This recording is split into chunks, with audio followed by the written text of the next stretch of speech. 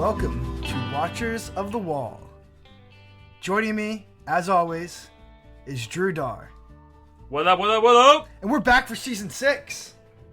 We are back for 6. I know I used those exact words last week, but this week I mean it.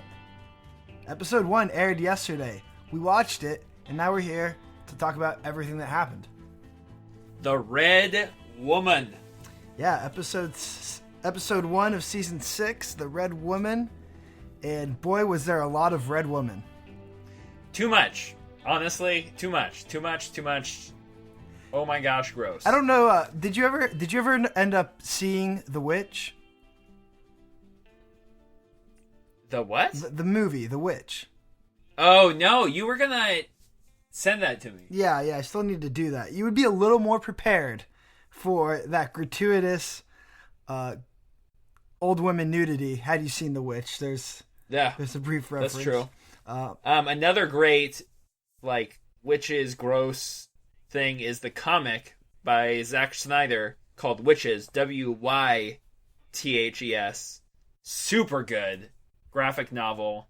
Oh my goodness. But there's some weird parts of that as well.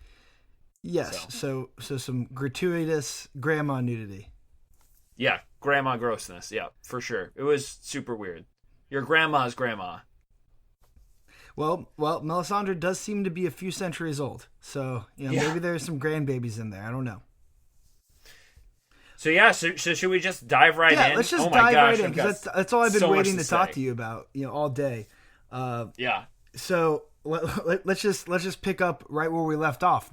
In the show did the same thing. So at the end of season 5, we watched the life bleed out of Jon Snow's body.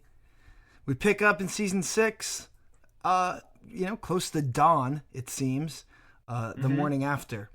And Ghost is howling, and Sir Davos starts sniffing around. Yeah, this was another moment. So we're going to talk about some plot holes. Apparently, the internet is going abuzz with some pretty gratuitous plot holes from this episode. So we'll just start off right off the bat. Why kill Jon Snow and then just leave his body? Like, no one's guarding it. No one's burned it yet. But no one's around. Why is this? Why? I don't understand. That's a good question. One I hadn't duly considered. More so because it didn't seem that Thorne and his henchmen were trying to hide it. I mean, they arranged a meeting, for the occasion. They called together all the boys to be like, "Yo, we killed Jon Snow. Here's our reasons why." Yeah. I can't say his reasons justified anything. It pretty much seemed he was literally having a temper tantrum, stomping his feet. But yeah, I don't think the boys of the Night Watch. I don't know what you think, but they don't seem to be the most discerning of individuals. Yeah, I mean, the whole thing was kind of theatrical, like the traitor sign, then the big group huddle afterwards in the morning.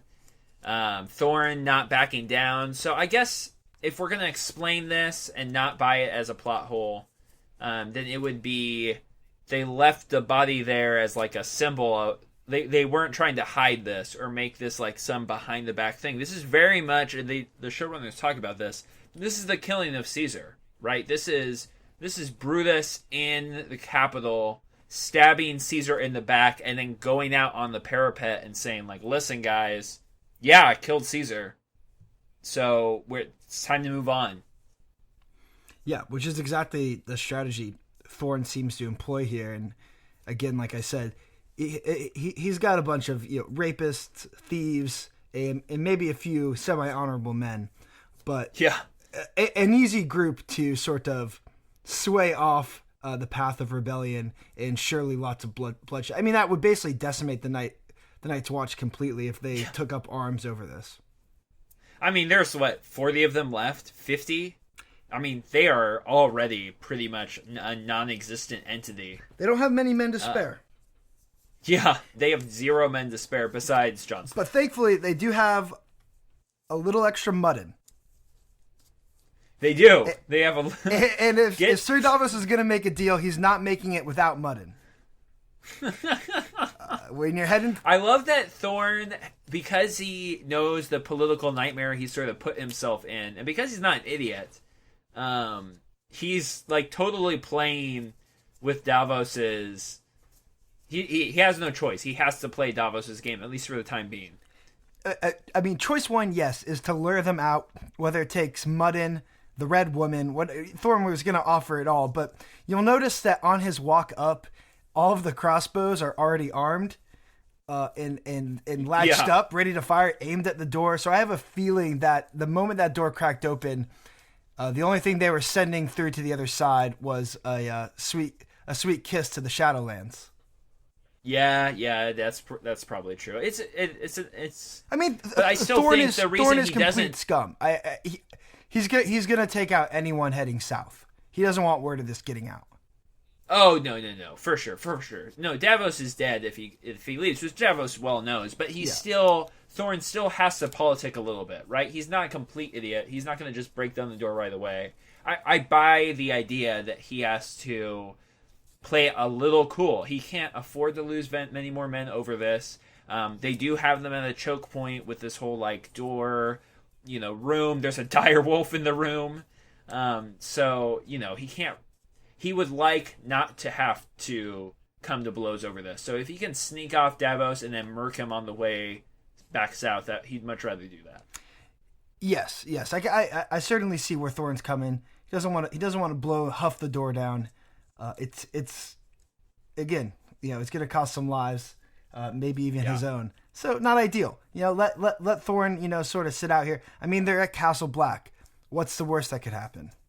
Yeah. Oh, I don't know. I don't know. Maybe someone got out, and maybe someone went to go get a horde of wildlings. That may be the worst thing that could happen.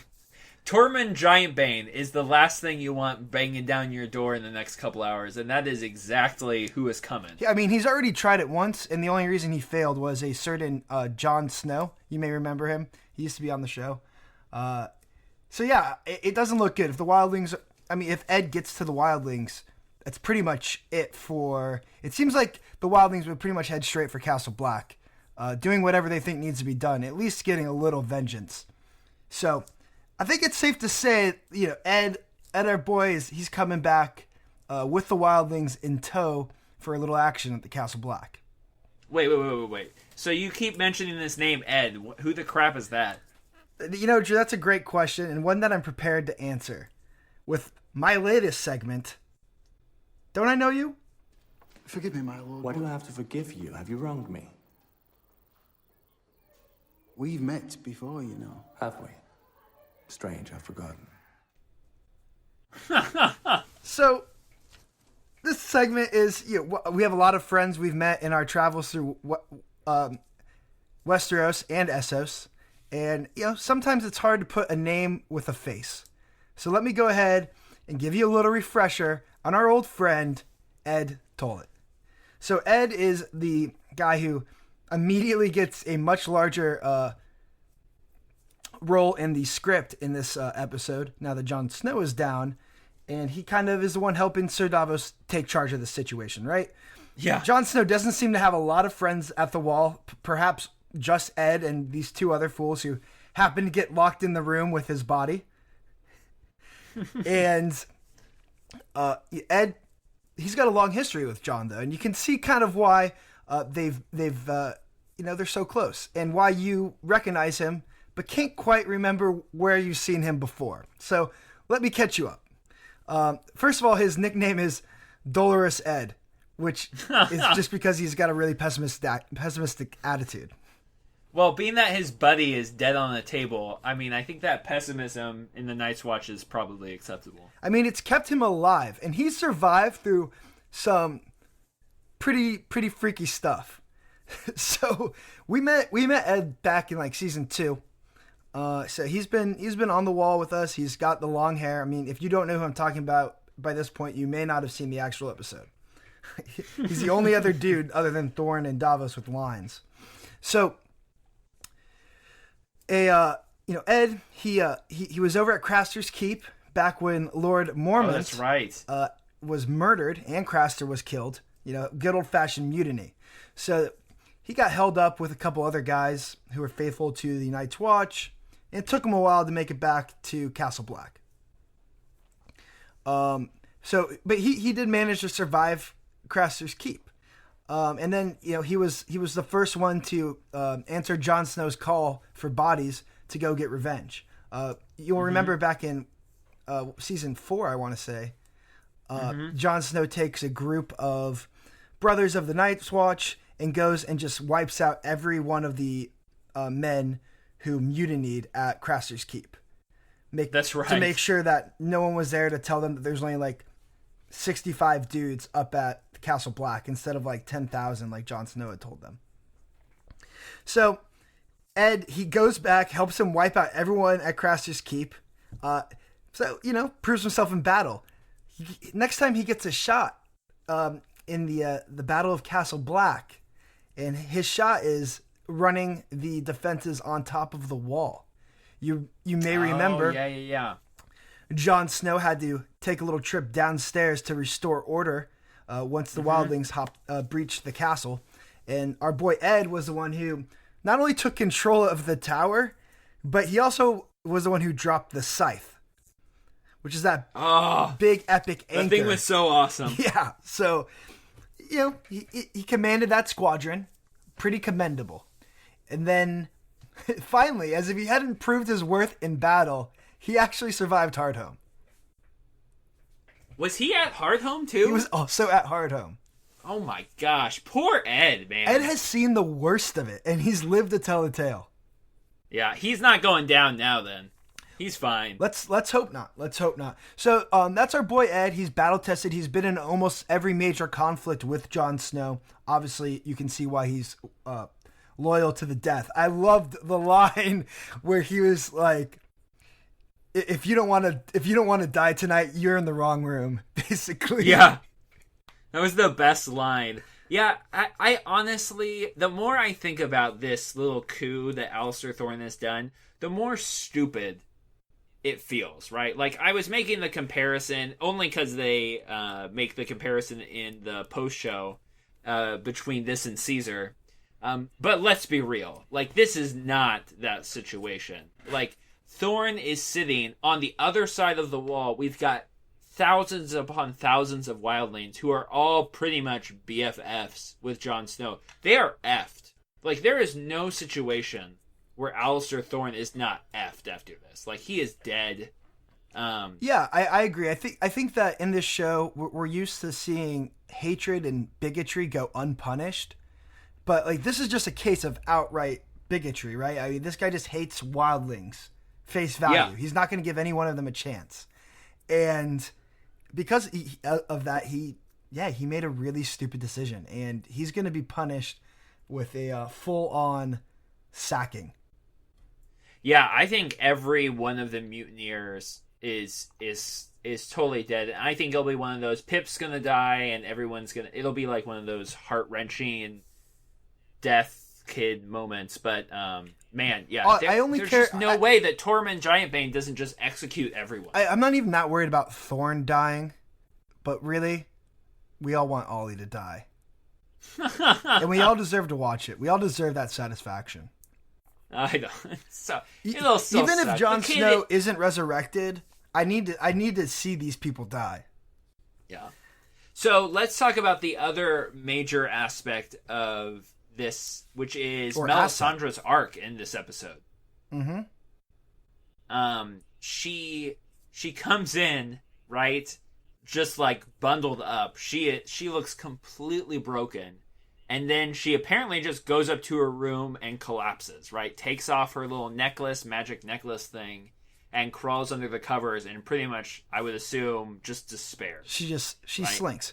So yeah, she busts into the room when Jon's body's been moved, and she's just like completely dumbfounded. You know, I saw him in the flames fighting at Winterfell. Yeah. And now this. Which is another reminder that Jon Snow is totally coming back. Yeah, that's what they lead you to believe, for sure. She definitely seems to have had a prophecy. She seems to be doubting it. It seems that everyone has more faith in her right now than herself. Dude, Davos seems to be like #1 fan right now, especially for the guy that really hated her the rest of the season. Yes, Davos he was not a fan of her military tactics, but when I think it comes to brunt force, he's aware she might have a little bit to say. So whether it's potions, mirrors, whatever is needed to accomplish her tasks, he knows that a couple tricks that can get them out of this jam are acceptable. Yeah, she's got to know how to throw fireballs, right? Like we got to assume. Well, she's we've never got some seen her pyromancy stuff going on. The only violence that she's been responsible for is the smoke baby. Yeah, but that's enough to make me. That took some build up. That's enough to make me believe in a lot of things. Yeah. But being real though, it does feel like they are building up to the resurrection of Jon, which we've talked about to death. So I don't need to belabor that a little bit, but it does feel like though the idea of her sacrificing herself, her giving up on. I don't know. Like, it feels like this is going to be like a major... This is going to be a huge deal. And this idea of life for death, right? Only death can pay for life. Which we saw all the way back in season 1 with Dany and that whole thing. I would not be surprised if the first couple episodes pre-Jon Snow res, if that's the thing that happens, is her building up to that moment, right? So she's completely broken now. So you're thinking that she's going to have to sacrifice herself in this? Yeah, I think she's going to have to sacrifice herself. Yeah. Do you think that's what I'm thinking? Do you think that's like what she's staring down at, or is she just having? To me, it just seems like she's having a classic crisis of faith. An international tradition. Yeah, I mean, maybe that's all the case. I don't know. Maybe she's building herself up. I'm not sure. I think you might be reading too far into it. And perhaps there will be more that's cast onto this. But to me, it was much more so of this woman who thought she was looking into the future, and that future has just turned into smoke, and she literally takes a good long look in the mirror and is evaluating what direction her life is going in. Which is it's a bad direction. It seems to be that way. Yeah, it's definitely a dark one. I mean, she went all in on Stannis, right? We all questioned whether or not she was manipulating him to her own gain, but it seems pretty obvious at this point that she earnestly saw him as the king who was the one chosen by the Lord of Light. And it seems that his death and sort of the falling apart of the Stannis Baratheon campaign has decimated her. And Jon Snow is just one too many. Yeah. No, I definitely think it's self-doubt and the looking in the mirror. But I do go back to this idea, and I don't know. Maybe she'll sacrifice herself, maybe she won't. But the idea, what I loved about this episode is the thematic consistency of people at their lowest, right? We come into season 6 with everybody pretty much at rock bottom. Davos is at bottom. Melisandre is completely shattered. We're going to talk about the rest of the characters, but almost everyone is at the lowest point they have ever been in. Yes, and a lot of characters have clean breaks from their past. Yeah. And so it'll be really interesting to see. I totally see season 6 as a rebuilding, right? Everyone is completely broken, but now it's time to make the big moves and start getting momentum back, right? Start reclaiming their agency and reclaiming what was taken from them, as we so eloquently got from King's Landing speech. Absolutely. Yeah. And it's well said, Drew. Let's just jump over to our next destination, shall we? Yeah, let's head to Winterfell. All right, so Winterfell, we get to pop in and we see a really touching moment with Ramsey and Miranda. Him just reminiscing on the amount of abuse she could take and the amount of abuse she would love to witness as Ramsey punishes those who have killed her. Although the touching moment ends swiftly, because as Ramsey leaves, instead of burying her, burning her, he just decides that it would be better to feed her to the hounds, as she's good meat, which is extra touching, seeing as she is the Hound Keeper's daughter. Yeah, I mean, the irony is not lost on Ramsey, but I think it's so...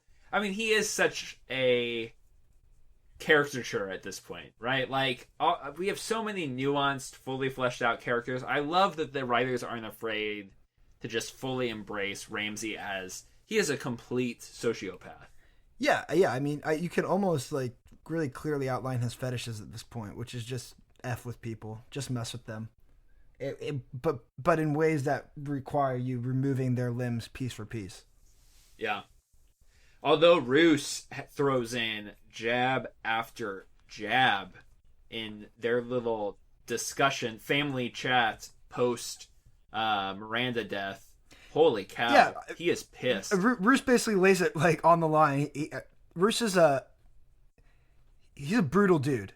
He's an absolutely brutal pragmatist. Dude. But he is pragmatic. And he's just, listen, you played games with her. You played games with the heir to the Iron Throne. This is what happens when you act like a fool. Mm-hmm. He's like, she left you because you were playing games with her, which is a nice way of putting it. And he went with her because he was a runt. Like of course, any other reality, including death, is better than the options available to Theon. /Reek. For sure. So yeah, I mean, he basically just put a zero-sum game together for both of those individuals, and they both fled. And Roose sees right through it, and he's feeling very confident that he's got a son on the way via Miss Walda Frey. Mm-hmm. So he's pissed. I mean, as he says clearly, Sansa was the key to them holding their claim on the north, and she must be found. And it seems to me like they might be heading to Castle Black. Yeah, I mean, it seemed clear on the episode preview for next episode that they're headed north. Although the idea of like them needing to take an army to sack Castle Black seems quite preposterous. I would assume this would be another like Ramsey and 20 men stealth mission. They don't need much. Castle Black is so screwed. I presume so, but also, are they even aware of this? Who was the last politician from the Seven Kingdoms who visited Castle Black? I think it was Tyrion Lannister in episode 4 of the series.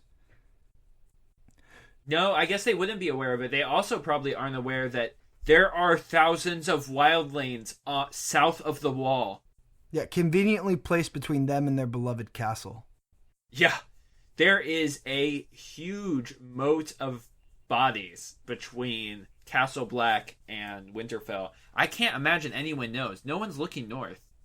Yeah, no one is looking north. And, I mean, if he rolls out with a couple hundred guys, which I would presume is the party size they're thinking, that's definitely going to get noticed by the wildlings, get questioned. Oh, yeah. Tormund can kill off. With Tormund and some Thens? Well, all I'm saying is Tormund can't be in the same place at the same time. So perhaps we have a good old-fashioned three-way up at Castle Black.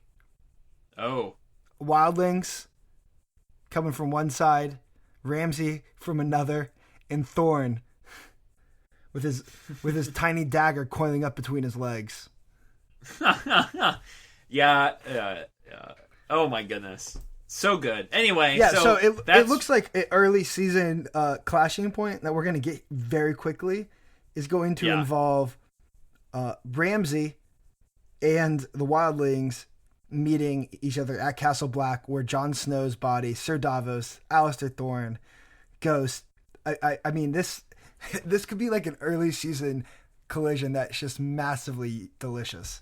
So I'm very excited. Yeah.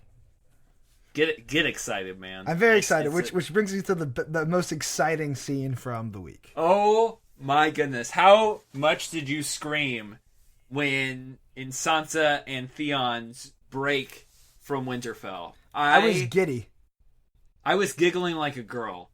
Holy cow.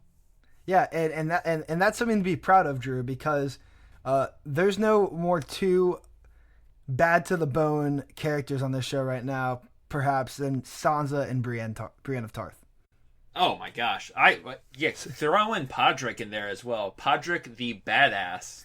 So just knifing suckers. In the Northern Wilderness, we have our friends, our comrades, Sansa, Brienne, Theon, and Podrick. So my first question for you, Drew, is this. In the early seasons of the show, we saw Theon slowly stripped away to Reek, essentially killing Theon in the process for all intents and purposes. And now it seems that even Reek has been stripped back. And I'm very interested to see where this character goes. Now, don't get me wrong, I was ready for him to die when he ran up to those hounds. For sure. I told myself, hey, if this is how it goes down, so be it. See you on the other side, Reek. But now it seems that he's not going anywhere. By the end of that scene, I'm pretty certain that he's going to be hanging out with Sansa and friends for a little while longer, if not indefinitely. And I'm wondering who is he there as? I'm hoping that it's a new character, basically, like the Theon Reek persona. And I got to be honest with you, I hate that actor 9 times out of 10. I think he's one of the weakest in the show, but I was really digging his performance this episode. Yeah, he was really great. I mean, after he stabbed the Knight of the Boltons through the back of the head, which was a signature kill shot this week, we got that twice. He sort of straightened his back out a little bit. I mean, all these kind of overacting that he's been doing with Reek for the last couple seasons, he sort of seemed to just let it relax 5 or 10%. And it was really good. I thought it was super good. I thought everything about that scene was their sort of fleeing from the capital was kind of understated and totally believable. I thought it was great. Also, that landscape, holy cow. I was about to say the color palette that they use, just between the way the costumes and the characters' features and the landscape all contrast. Oh my goodness! It's to me the most visually interesting part of the show that they're filming, and the filming styles they use during the battle sequence, all that Peterberg handycam stuff. It was like we were watching. It was just I mean, this show just so casually pulls off cinema level shots. And that's exactly what this scene was. A cinema level battle sequence. It was just so thrilling. I think I've watched it 15 times. Oh my gosh. It was the best part of the episode by far. And in an episode full of soul-crushing moments and reminders of the soul-crushing moments that just happened at the end of season 5, this was the only moment where you were just like, yes! Oh, yes! And the verbal echoes between Brienne's commitment to Sansa and Brienne's commitment to Catelyn back in season 2 was so great. Well, oh my goodness. those are built very clearly to mirror each other, right? Oh, of course, yeah. Yeah, and I loved how Podrick had to sort of remind Sansa of the lines, and I thought that scene was really beautiful in the way it really captures a lot of Sansa's journey in just a simple moment and a simple exchange where back in seasons 1 and 2, a little bit in 2, you've got Sansa who's very much this prissy lady, and she's she's her Septa's favorite study. Compared to Arya, obviously she's an angel. And even though she's very sassy, she's very much learned in all of the things of properness. All the things of a summer lady would be like, And it just, after all of the trauma she's been through, to see her sort of flex those muscles for the first time in years it reminded you what she is, which is royalty, which is a Stark, and a character that not only got important bloodlines, she's militarized officially. Yeah. Oh my goodness. I mean, it was perfect. I mean, talk about earned, right? In acting, we talk about earning moments. You have to earn monologues. You have to earn the respect of your audience to buy into like character transformations and huge moments. I mean, that moment when Brienne kneels down and Sansa like stumbles out that speech, everything about that. I mean, even just last week when we were talking about how crappy it was that Brienne was basically just waiting all season 5 long with Podrick, apparently training him up to be another sort of kick-ass swordsman. It was so... Just everything about that scene was so earned, so respected to the characters, to the legitimacy of the show, to their character arcs. I mean, I lost my mind. No, I was so excited. I loved it. And for Brienne, she closed that... There was that one lingering thread in her life that tied her back to Renly Baratheon, which was Stannis, who she was the only living witness that saw Stannis, his ghost baby, stab Renly. She swore Catelyn that if she had the opportunity, she would have to abandon her post to take care of revenge for Renly. And now that's behind her, you could see it in her eyes. Oh yeah, she was tearing up. The sort of the relief to be beyond that, and to be able to commit herself to a cause that's got a heartbeat. Oh, we gotta move on because I could literally talk about this all day. Yeah, no, I got all my points in there. So it was so good. Oh my goodness. Let's take a little jog over to Essos, and we'll make a little pit stop in Bravos. We got Arya. She's blind. She's trying to get by with a wooden bowl and a big wooden stick. I mean, she's back to square one, right? We talk about characters being at their lowest points.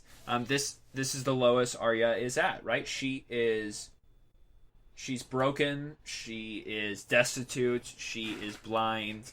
And yet, with this training montage thing again, she's back as that pupil, under the tutelage of a master, right? Like Syrio the Water Dancer. The echoes of that scene are impossible to get away from. Agreed. She's definitely... We remember with Syrio back in season 1 when she was training with the Water Dancer, she would do things like blind herself with a handkerchief, stand on one foot. She would chase cats. She went all through all these things in order to round out her awareness, her senses, and it's like a superhero training of some kind where you're just plugging away at growing your skills beyond that of any normal soldier, in very unique ways. So yeah, it looks like we're gonna send her back up that pipeline. But honestly, this scene was brief, which was good. It didn't need to be any longer than it was. I thought it had interesting sound mixing. It was. It used that surround sound. I was super pumped that I watched it on my big screen. Yeah, because the echoes were everywhere. It was great. My roommate was gone last night, so I had the sound system cranked. It just absolutely irresponsible levels, and that scene sounded really good. Super. So good. yeah, but that's just something that it's gonna build up, and I feel like her storyline is gonna be very much a slow burner over this next couple of episodes. Yeah, for sure. I don't know where she's headed besides getting trained. That's pretty much it. Let's move to Meereen. Another short scene with Tyrion and Varys. And this seemed almost like a touch and go plot setup again. Yeah, another sort of here's where we are. Here's the ships burning, letting you know we won't be leaving Meereen. Yeah, that was... I don't know. I hate everything about the constant delay of actually getting the Dany war machine going. But I guess here's another one. I just felt like that was just rubbing it in our face, right? We already know Dany's not going to Westeros until, at the earliest, the very last second of this season.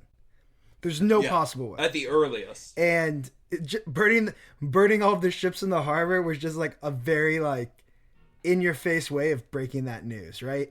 It's like, hey, if you even want to hold on to faith or hope and be disappointed in 10 weeks, we're not going to give you that. Yeah, I honestly, I've seen some banter on the internet about what that scene actually accomplished. I don't think it accomplished much. I will go out and say it on this point. I feel like they needed to do a 2-hour open for the show. I honestly, the reaction online to this episode, we didn't start with our impressions on the episode as a whole. I like the episode as a whole. I've seen it a bunch now. I think it works. I think thematically it's really excellent. Very well put together. Obviously, cinematography is great. They needed to release episode 1 and 2 back-to-back 2-hour special last night. It would have got us all of the characters, all of these little touch-and-go, here's where the characters are, setting the scene moments, would have been fine in a 2-hour-long thing. We would have gone through all of our cast. We would have set the stage. They pushed back the release of this season already a couple of weeks. They could have given us episodes 1 and 2 back to back. It was really sort of these small scenes really bothered me, I guess. When I wanted so much more of, like, I wanted Bran. I wanted, I was missing so much from this. I actually have a waiting list. You want me to just rattle off a couple of names? Yeah, go for it. From, like, basically expectations, taking into account some of the trailers, going from, like, most expected to least. So, Bran, Rickon, which... Yep. Littlefinger. Well, now Rickon's not going to happen. Okay, yeah. Oh, I just kind of bundled them together. Sorry. So, Bran, most importantly. Littlefinger. Night's King. Which I wouldn't have expected to see him that much. Tower of Joy. A scene that was clipped in the trailers and was not shown. So, this show's only had one flashback. That was scene 1, episode 1 of last season. So, they've already shown clips of a flashback. They're going to show it. We don't know when. At all at this point. I think we actually kind of do know when, but I won't spoil that for you right now. All right. So Iron Islands, we saw a lot of Iron Island characters. Yeah, Iron Islands, huge. Probably the biggest, WTF of them all. Mace Tyrell. What? Where is Mace? What's he singing? Where is Mace? Does it matter? Yeah. But what's no, he like. Singing?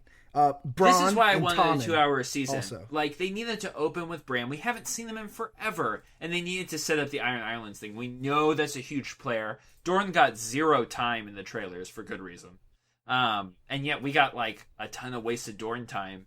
But the Iron Islands aren't present. I needed 2 episodes. I'm kind of pissed that there wasn't there. But, I'll get over it. In a week it won't matter. It felt short. It felt unsatisfying. I'll admit that. I liked the episode a lot.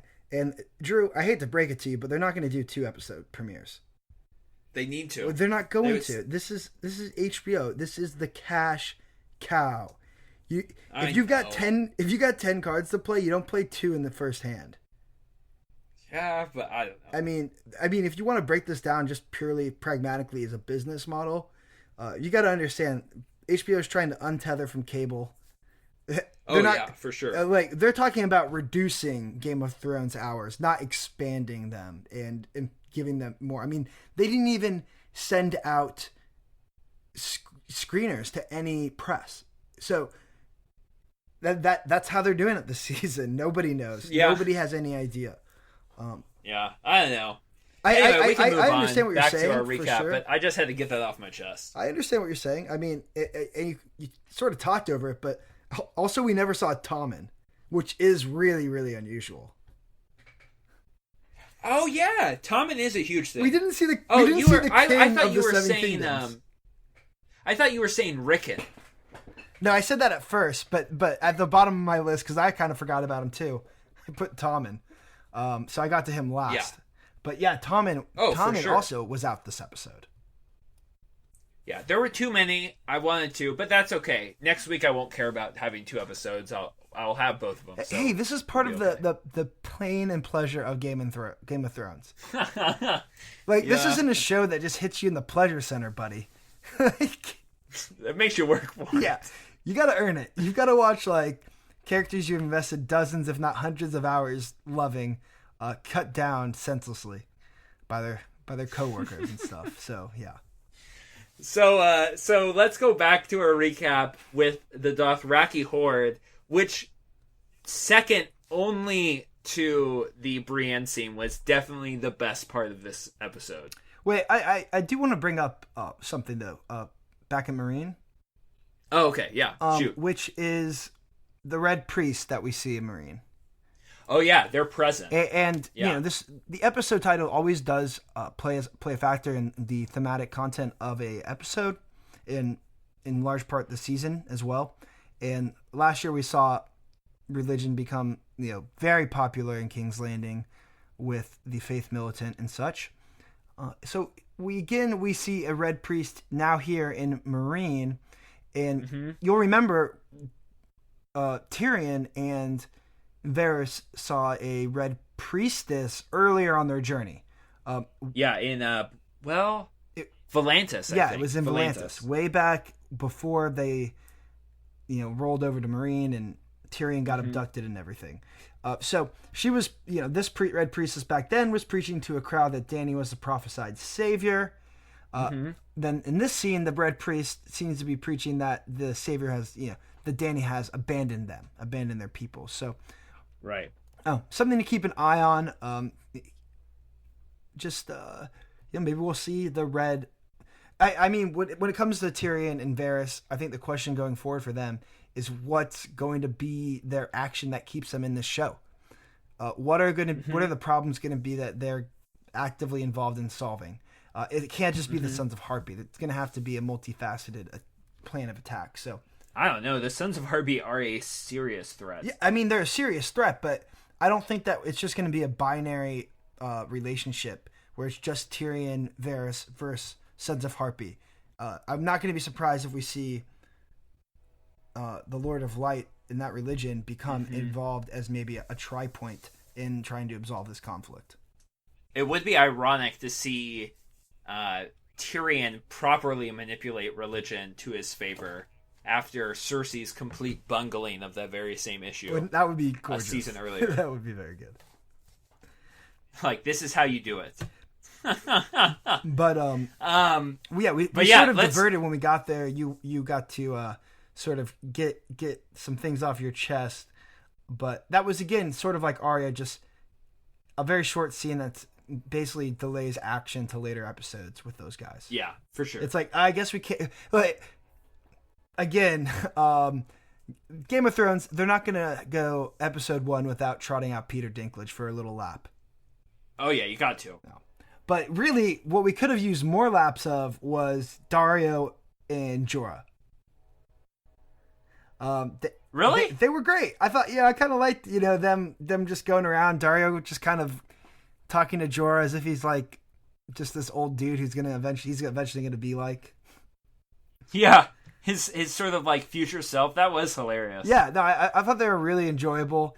They got that great line, or Daario did. He's like, I really want to live to see what the world is like when she's done conquering it. Of course, Jorah does too, as he looks down at his grayscale, which is advancing. It wouldn't be Jorah if he doesn't sulk just a little bit. Yeah. I mean, and it's funny that like they really got the whole friend zone thing out in the open, and they got the whole Daario being Dany's de facto boyfriend out in the open. That was very funny.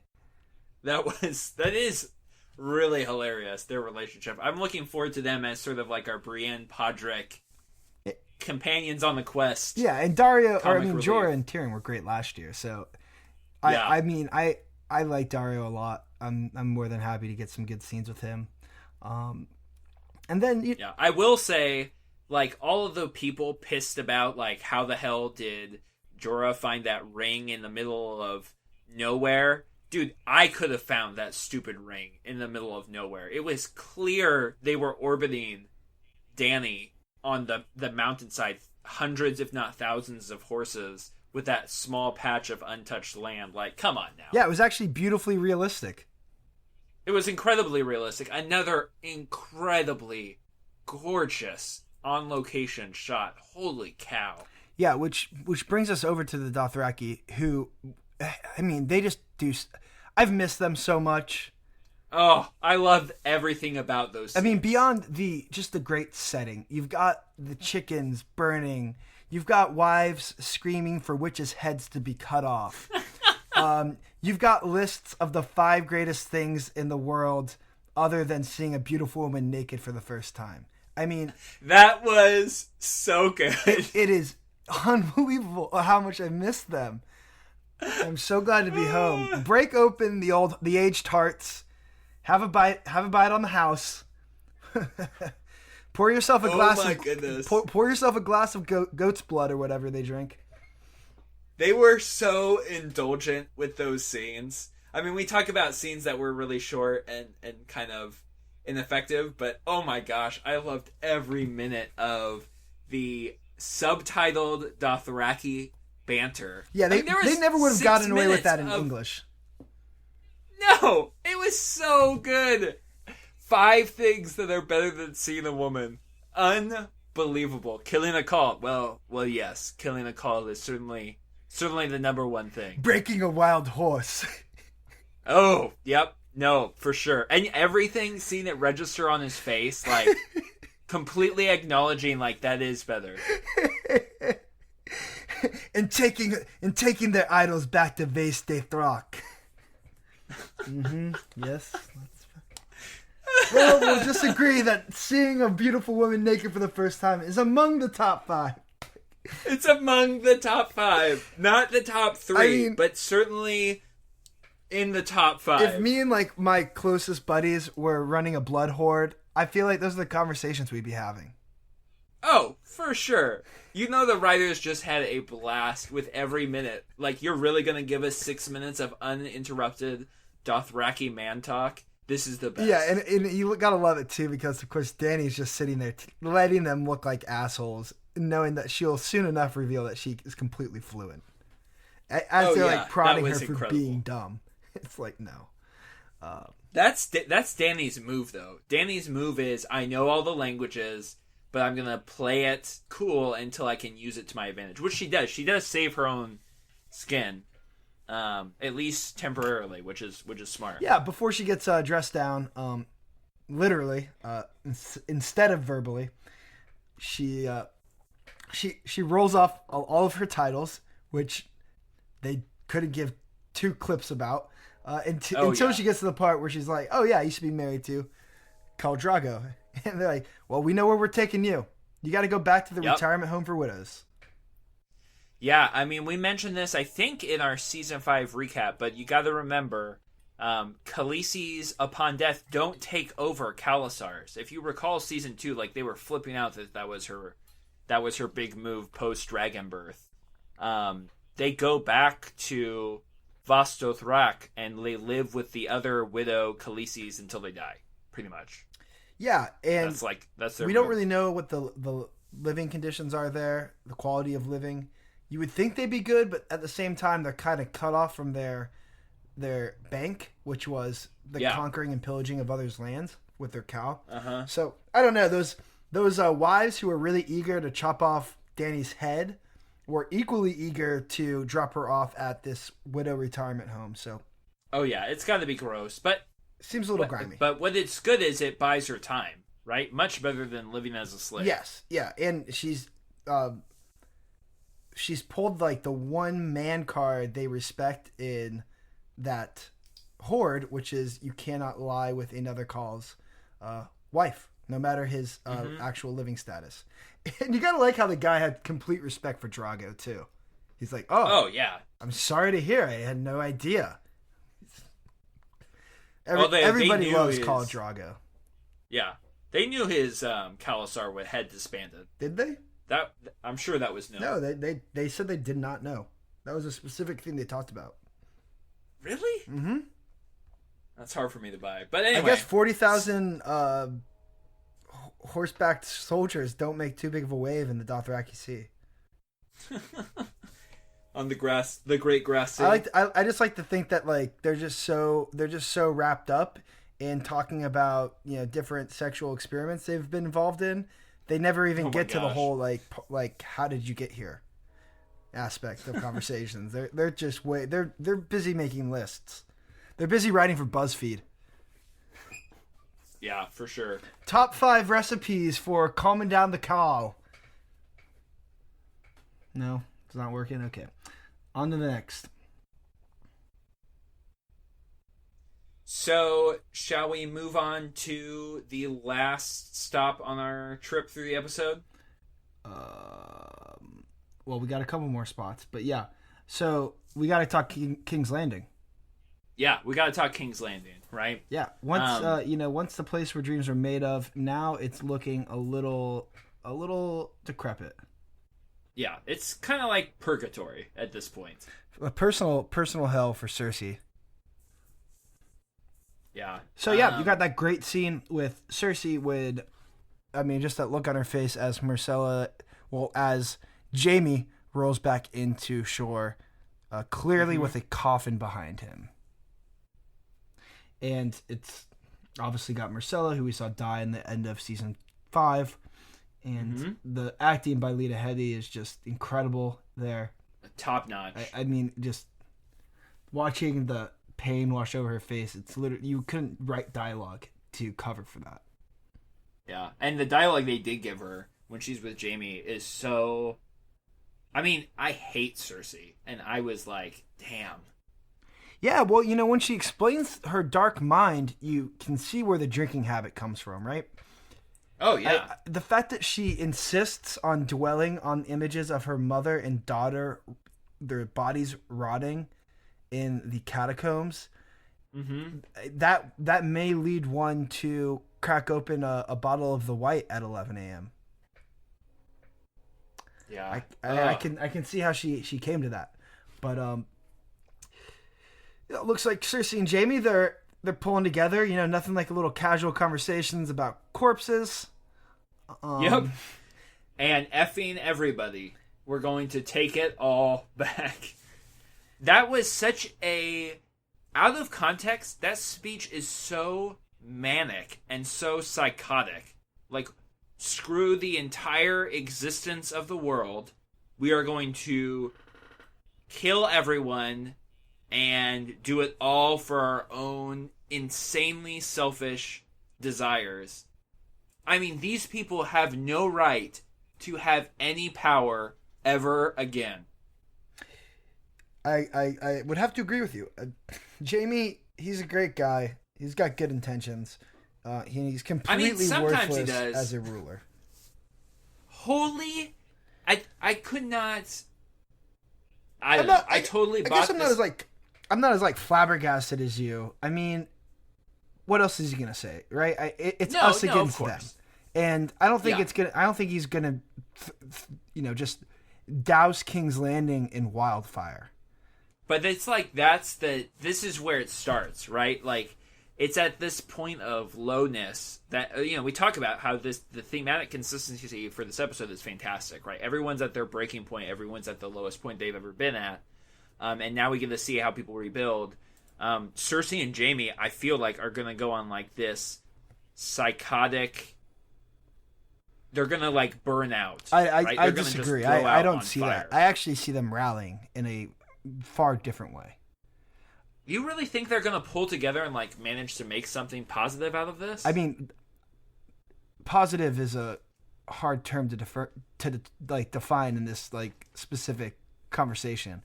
I think that they're going to, I think that Cersei is going to put away the wine key for good, at least for a little while.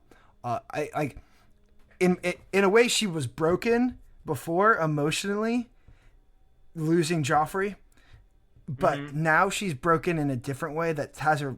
It seems extremely focused and angry, and Jaime is equally focused and angry, and what I saw was they're moving towards one another as opposed to Cersei pushing Jaime apart from her last season. Yeah, and she recognizes that was a mistake.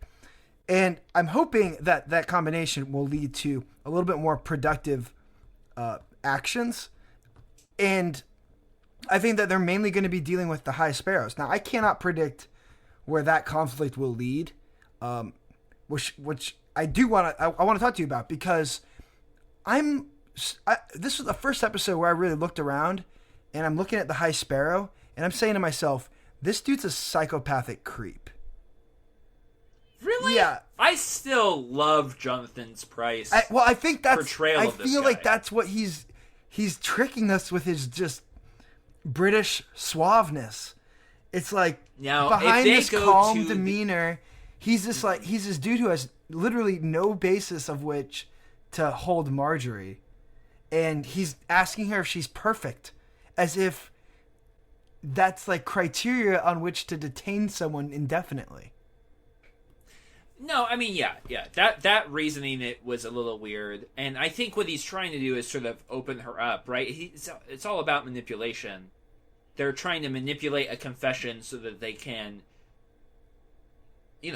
work them into the system, get them on their side or whatever. But I still believe, I don't think their price is playing, or the writers are playing the creepy priest pedophile sex weird stuff. I think they are going to completely play this straight. Oh, I know. And that's not what I was trying to fully impress. Not that he's going to be a creepy sex guy. I think he's just a little weird. Like, just in a general way, he seems to be harboring some ambitions that I'm not sure are entirely pure. At this point, like, he's just detaining the queen, and I'm not really sure, like, what his political goals are. Yeah. I mean, perhaps he has none, but, like, then why would he accept the military? No, I mean, he's got aspirations for, like, reclaiming King's Landing as, like, a sovereign state of like an oligarchy. No, for sure, he's got ambitions, but I still think what sets his character apart is the zealotry, is the purity of the goals, right? Like, he is a guy that you cannot bribe, that is not corrupt, and that is what sets him apart in a city defined by political corruptness. I see where you're coming from there, but at the same time, I'm wondering, is he just trying to humiliate every standing politician in King's Landing? So he's going after the queen. Really looking for... He's going after Loras, one of the major knights, brother of the queen. Oh, yeah. But Loras is an easy He goes after the queen mother. Uh-huh. I mean, yes, they've all... Well, Marjorie, least of anyone, has committed any kind of crime. Well, Marjorie's had sex with, like, a 900 people. Hey, that does not count. That's not a provable offense. No, that's a total provable offense. That's not what they're charging her with, though. They're charging her for, like, espionage, like, for not outing her brother. For perjury. No, they're charging her for perjury. They're charging her for perjury, for sure, but they're also charging her for sexual misconduct. Huh. I've never picked up on that. That's how I've always seen it, right? Like, that in their eyes is a sin worthy enough for imprisonment. I mean, that's crazy, but that's the way they sort of see it. I still really like the High Sparrow storyline, and I think it'll be really interesting. No, I love it. It's a great storyline. He's a great character, and I'm wondering if there's just a little bit more buried under there that is not just intent on bringing to light the word of the Seven. Yeah, maybe. I would be sad if they go that way, though. I love the purity of his ambition. I think that's what makes his character so remarkable in season 5. Well, one of the characters who we do know is pretty evil is his employee. And so we're going to bring it back. Don't I know you? And this time, it's for our friend Septa Unella. Mm-hmm. Who, I'm not sure if she's addressed by name before, but she's the one and the only Septa, the shame Septa, however you refer to her. That's our friend Septa Unella. So don't be scared when you hear her name, because you know her and you know her well. I love that the High Sparrow's like, yeah, I'm going to talk to her about that later. Like, she's a little bit zealous. She's a little overzealous. She's a little overzealous. She's known for her powers with a wooden spoon. I'm not sure what she's done to Marjorie, but it's enough that when she closes her book, Marjorie cowers like a dog in the corner. Yeah. She's known for her trademark phrase, confess. And shame. And also is great when you put a bell in her hand. She can walk around ringing a bell fully clothed in her Septa garbs. She's not going to break a sweat. Nope. So that's Septa Unella. You know her well, you don't like her, and you never want to meet her in a dark alley with the Old Testament. So that brings us to Dorne. Our last segment, which is, of course, Dorne the Despised. Dorne the Despised. And I think to talk about Dorne do we want to talk about what happened in the episode first and then go to the Citadel? Yes. How do we want to do this? So, in Dorne, we had a scene there. We had a scene there. It was there.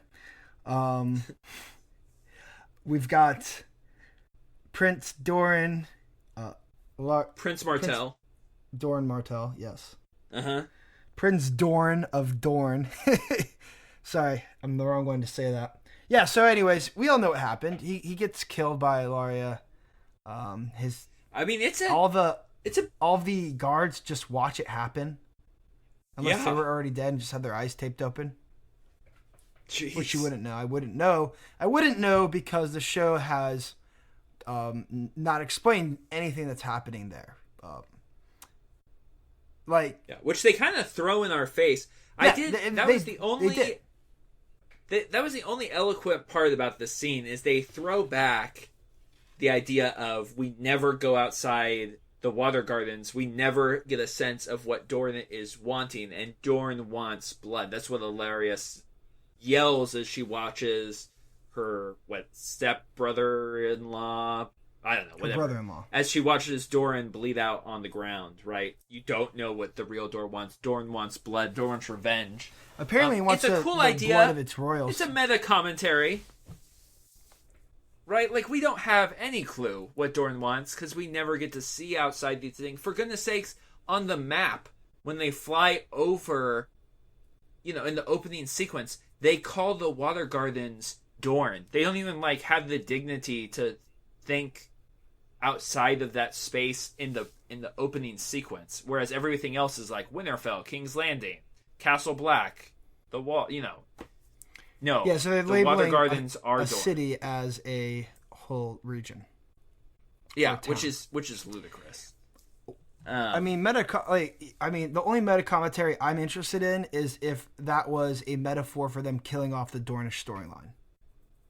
Yeah, which they might be doing. No, I'm not joking. I would be really happy if they straight up didn't come back to it and it was gone. And really, you can never mention it again in the show because they've bundled it so badly. They've literally murdered the storyline. It's the biggest mistake they've made in the show, by a significant margin. Yeah, and the guy that plays Prince Doran, he's a great actor. These are legitimate people who have the potential to really flesh out an excellent thing. When we go to the Citadel in a second, I'm just so dumbfounded how you could have a scene like the Dothraki scene, which is just incredible. Oh, so good. And unforgettable. And they had everything there, right? They're talking about the way they have sex. They're talking about their wives are talking about witches, and you see the people. There's people on horseback riding. They do all that these different beautiful guards. overhead shot of the whole Khalasar sort of gathered together. It's confounding. It's befuddling how the same production is making both of these. Yeah, because one looks like a poorly filmed soap opera. How did the Sand Sisters teleport from the docks where they watch their mom drinking the antidote to the poison that she used to kill Marcella? Time had expired. Enough time had expired for Jaime to float all the way back to King's Landing. So to me, it's not preposterous to think that two of them hopped in a boat and just kind of trailed a little ways. Yeah, but it's still weird. It just feels... isn't it the Dornish way to take a shortcut rushed. thematically? Or you just jump to something that's only believable on the fringe? Yeah, I guess. Okay, so there is a positive side to this, right? We could also view this as them assassinating their own storyline and saying, okay, the Sand Snakes are now in control. Another sort of like powerful female figure is taking control of a kingdom, and that's the way we're going to leave it, at least for the time being. Yeah, which is fine. Which is fine. And that's actually that's like the interesting concept of what they chose here, which is putting women at the forefront of a house. And we've seen Cersei manipulate her way to run King's Landing, but that's obviously run amok. And a lot of that has to do with the fact that she is a woman, right? Kevin Lannister rolled out of town. And if you have Kevin Lannister in town, perhaps the High Sparrow can't pull off his shenanigans. Sure. So yeah, it'll be interesting if they do. I mean, this is a show that can take things that don't work and pivot them in a way that they work. And I'll watch every episode of the show, so I hope that is what happens here. I'm not like so down on it that they can't turn me around. It's just I feel like the whole storyline is so stifled, and I just don't know where it's going. Yeah, I think they need to do one of two things with this, and then we'll move on. One, they need to, this is it, maybe one more scene in the next episode or two where they solidify the fact that Ilaria has control of the kingdom, and then they just walk away for the rest of the season. And don't acknowledge that it exists until it needs to later. Or they triple down on Dorne, and they give us... And they never go back to the water gardens. They frankly, it would be awesome if we have a scene of Ilaria walking away, watching it burn. And then the rest of the Dorne scenes are in entirely new areas and entirely new. They head off to Sunspear. They set up camp. It's a new sort of thing that they do. We get a sense of the people, the customs, the religion, triple down on Dorne. But they can't half-ass it. Either cut the storyline away, which is honestly where I think they're headed with it, or blow it wide open. Yeah, you can always go Iron Islands and just shelve it for a couple years. Yeah, which is, I think, what they want to do. Or you could go the other way. And if you want to learn a little more about what the other way is going to look like, follow me on over to Old Town. We're going to pay a visit to the Citadel. Your Grace, him? This man? This embarrassment to the Citadel? Your Grace, what qualifications can he possibly have for this post? This week's Tales from the Citadel, we're going to talk Dorne. And a little House Martell. They go hand in hand here. So, we know the Dornish from their motto, unbowed, unbent, unbroken. Famously, they are the only of the seven kingdoms to have never been conquered by the Targaryens. And basically, they did this very guerrilla style. So, whenever the Targaryens would try to invade the Dornish kingdom, the Dornish fighters would employ guerrilla tactics by attacking in groups of insurgents, making calculated strikes, and then hiding whenever dragons were in view. And they would just hide under rocks, let the flames blow by, and continue on with their resistance. Part of their strategic advantage from a military standpoint is the Red Mountains. And the Red Mountains physically separate them from the rest of Westeros. You could really think of Dorne as the Florida of the Seven Kingdoms. It's a peninsula, and it's freaking weird. So, geographically, they're near the Reach, which is home to House Tyrell. So they're in that southeastern quadrant of Westeros.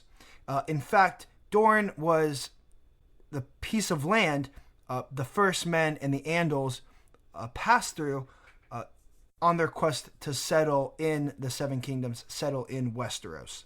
So thousands of years before the events of the show, there was a land bridge that connected Essos, which is where Marine, Bravos, all those people are, and allowed immigrants to travel over to Westeros and then settle there. So that was called the Arm of Dorne, and now it is known as the Broken Arm of Dorne. And in the great book, The World of Ice and Fire, which George R. R. Martin published, I mean, it is the the background, the lore of it all. No one knows how the broken arm was broken. The events sound like an earthquake, but apparently the children of the first men like summoned some kind of massive seismic event.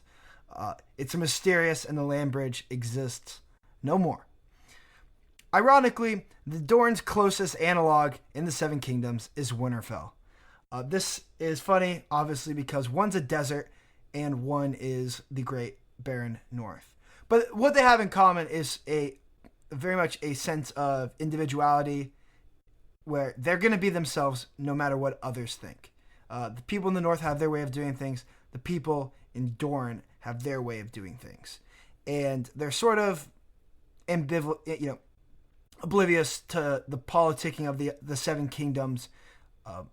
During King Robert's entire reign, Dorne was completely politically withdrawn, which of course was following the murder of Elia Martell, who was the sister of Oberyn and Dorne Martell.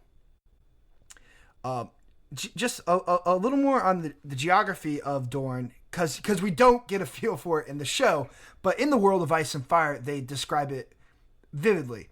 And in the eastern half of Dorne, you have a very barren, stony, and dry land, which really is very difficult to work with. And in the west of Dorne, you have endless dunes. Just think desert. But in the middle of Dorne is the Greenblood River, and this is essentially the lifeline of Dorne.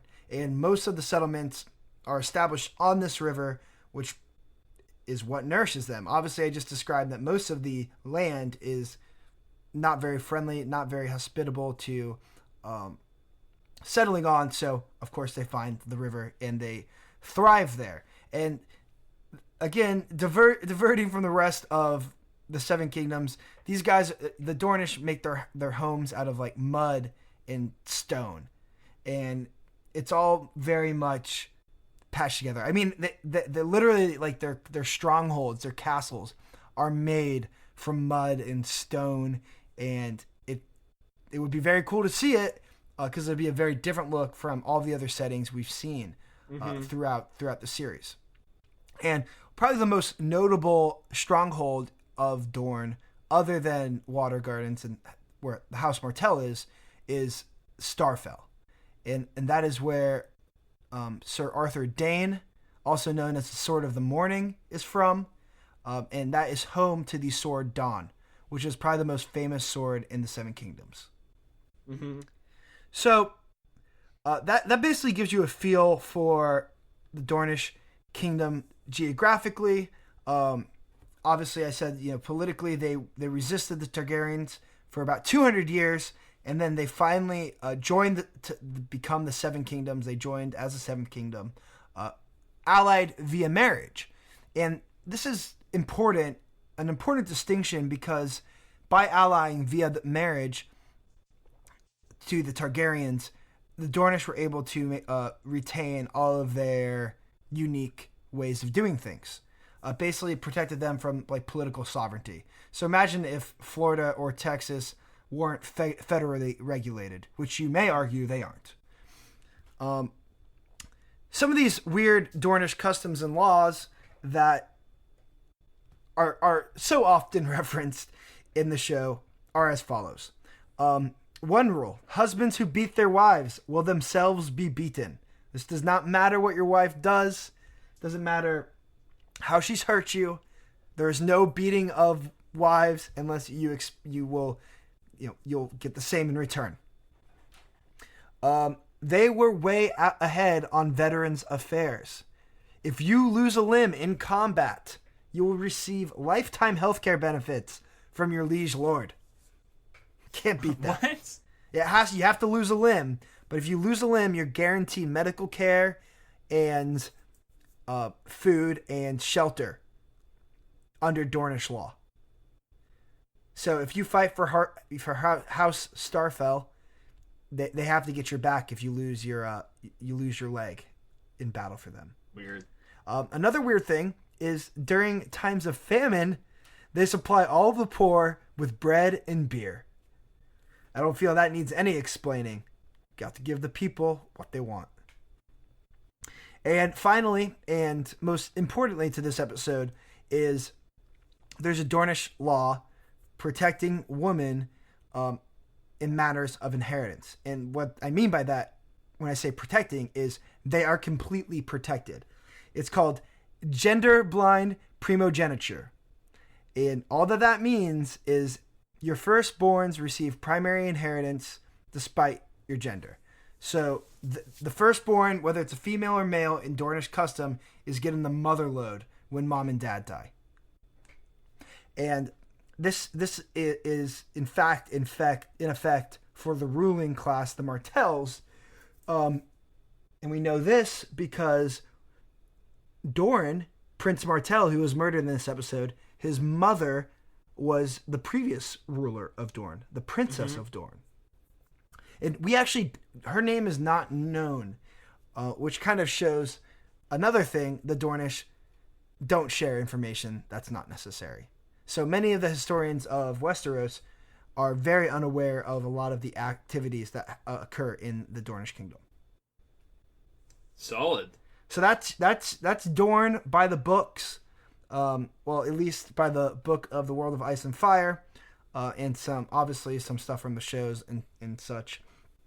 But yeah, Drew, why don't you give us a little bit on your take so I can have a sip of water? Yeah. So in this last segment of this week's episode, I want to talk about some book spoilers. So if you're worried about book spoilery stuff, and I say that very lightly, right? As in, this is stuff that is definitely not going to happen in the show because the book, especially in the Dorne storyline, is so off track. Like, the likelihood of any of this coming up at any point is pretty much zero at this point, which is the only reason I would even talk about this on the show. But here are if you're still with me, here are some of the reasons why... Later, Drew. I'll catch up with you tomorrow. Yeah, here's some of the reasons why people are so pissed about this particularly recent event in Game of Thrones, this particular episode, and the coup that Ellaria and the Sand Snakes sort of pull on Dorne. So the whole season 5 that we know, right? Ellaria's main complaint is Oberyn was just killed. She keeps throwing around murdered as if like she doesn't know how law works and that this was a duel that was sanctioned by both the Crown and the Faith, so it's completely legitimate and not murder in the first place. But whatever. Like, let's even ignore that fallacy. Her claim is the Lannisters have killed a whole bunch of people that you love, and you are just gonna play cool and make peace and come on their side, back them financially and with your military, and that's all okay. And Doran just says, yup, that's pretty much the game plan.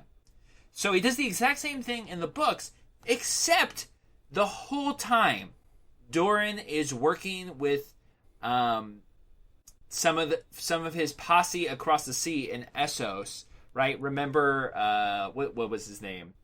The super rich guy that set up Dany's marriage. Do you remember his name? Ilario, yeah. He's working with Ilario and some other contacts he has over the sea to set up a marriage between Quentyn Martell and Daenerys Targaryen. Dorne threw their hat in with the Targaryens and is trying to pave the way for Dany's Targaryen reclamation of the Seven Kingdoms. She wants her to land her forces in Dorne. He wants her to use Dorne as a staging ground, which would be perfect because geographically, like you just explained, it's really close to the Reach. And then from there, not very far away from King's Landing. It's a perfect place to stage a hostile takeover of the Seven Kingdoms. So the whole time... And again, the Reach would just be brutal killing grounds with dragons. There's just no cover. It's just plains. Yeah, exactly. So there's no worries there. So the whole time, while he clamps down on the Sand Snakes, he imprisons all of them. There's actually 7 in the books, not 3. While he clamps down on the Sand Snakes, the whole time while he's saying to the Lannisters, hey, I'm for you. It's okay. Oberyn was out of line, and we back you. We back Marcella. We back everything. We'll keep her safe. He is setting up alliances with Daenerys. Now, I will say, in Dance with Dragons, the last book that has come out, all of his attempts to get Dany on his side kind of sort of fail. Quentin Martell is kind of a buffoon and an idiot, and Dany just has zero interest whatsoever. She's still trying to take care of Meereen. All of the dragon stuff happens, and then she flies off to get captured by the Khalasar. So all that stuff really happens. They're just an annoying Martell there the whole time that she ignores. He may actually die at one point or another too. So it doesn't work. But that's what's so interesting about the Dorne storyline is he is whatever his name is. Dorne. Prince Doran. Prince Doran Martell. Prince Doran Martell is playing double sides. How far apart do you think George R. R. Martin naming that the whole region and naming that prince were? Yeah, like the same beer bottle. Oh my goodness, it's so annoying. Anyway, so that's part of the reason people are pissed, right? This was a thing that was supposed to happen. Doran wasn't supposed to be some pushover pansy unwilling to get his hands dirty. He's supposed to be an insanely intelligent strategist that is working multiple angles at the same time to ensure the safety of the Dorne in the Seven Kingdoms. None of that happens. Instead, we get Doran the Magnificent, who doesn't do anything, who gets offed off by Ilaria when gets him cornered in a room where he only has a couple bodyguards who apparently she pays off, and then just assassinates him and his right-hand man that carries the big axe. Yeah, which apparently is another major thing, too. Okay, hold on. Ario Hota, the axe guy, is a huge badass in the books. He uses that trident axe pike thing and does serious work. He's like Kingslayer levels of talented with that thing. And then apparently he's got the same weapon as Oberyn, correct? Kind of that. Except it's massive. Yeah, Oberyn's was very small. Well, his was pretty long. It was long, but this is getting really phallic. But anyway, so it's a different type of weapon. It was thin and long. Yeah. Ario's is hefty and long. Anyway, he's a huge character in the books. It's sad that he just gets offed without any... Like, all he does is hold his sword against the Kingslayer's throat at one point. That's pretty much it. He smiles wryly at Prince Martell a few times. Yeah. He's got a good wry smile. Character.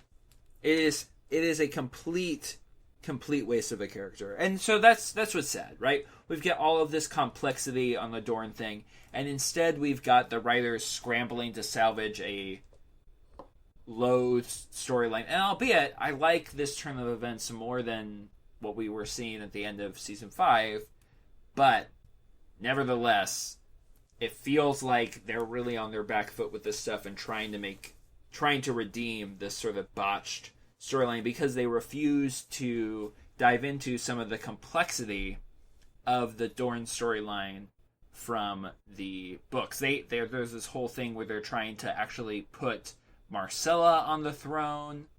Alaria, who is another sort of Sand Snake girl, is trying to secure her place, and then her marriage with a Martell boy, and then they're going to usurp Tommen and put her on the throne after axing off the rest of the Lannisters. That whole plot gets axed in the show. There's all sorts of really interesting plots and counterplots that all get boiled down to Doran's failed attempts to play nice, with Ilaria usurping him and taking control of the country. We assume she's going to try and take the country at this point.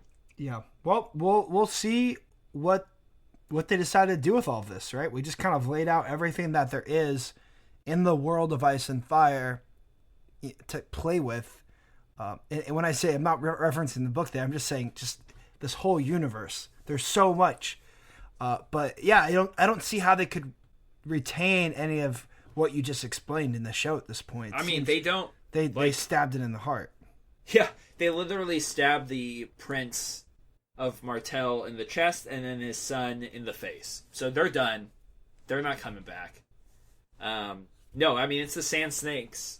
And we lost, and we just lost a pure pacifist, which I had respect for him in that regard too. Yeah, I mean, it felt weak, particularly by Dorne standards, but it feels more interesting when you realize the complexity of his role in the books, and that is just it will never be acknowledged in the show, and that's that's okay if they can salvage this storyline. Yeah. Well, let's call it that. If unless things change in Dorne, we won't really spend a lot of time discussing that plotline going forward. So, just rest easy knowing that, fellow watchers. And if you are still hanging out with us, thank you. Thanks for listening. We're really stoked to be back for this season. We have a website you can follow us at, mutepoint.online. Or as always, we have our podcast feed and all that good stuff. So, thanks for listening. Subscribing is the easiest way to get this just tossed in your podcast app every week. We will be here every week trying to get you episodes either Monday night or Tuesday morning, the best we can. And boy, I'm just so glad that Thrones is back and we're going to do this podcast. It's so back. It's so back. So, all expectations met or shattered aside, it was incredibly good week, and I am going to log off and find out how I can join Sansa's army. Starks for life. General Brienne, where do I stand?